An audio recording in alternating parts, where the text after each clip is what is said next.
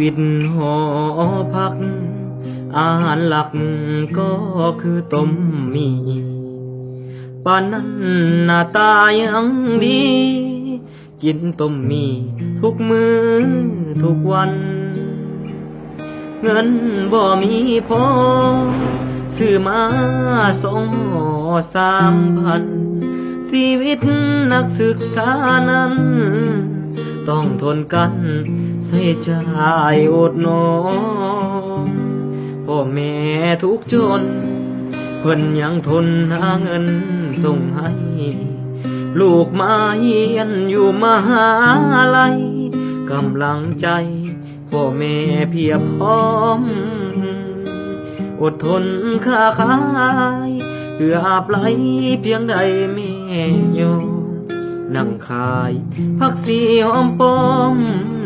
เพื่อถนอมให้ลูกได้เรียนสมองต้มมีทำเพียนดีบ่เป็นห่วงไผดอกเพื่อนพุงหลายคนว้าวยอผมสิงอคือเส้นยำไอ้น้องหอพักสามัคคีร่วมกันสร้างธรรมตั้งใจศึกษาเรียนทำบ่ไปสร้างธรรม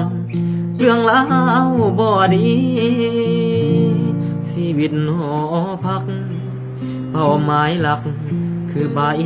ประกาศดงโดกมอสพอแห่งสาปลูกสถานเสริมสร้างคนดี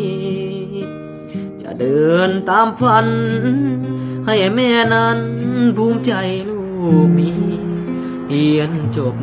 ปริญญาตรีจะเงินค่ามีไปส่งแม่คืน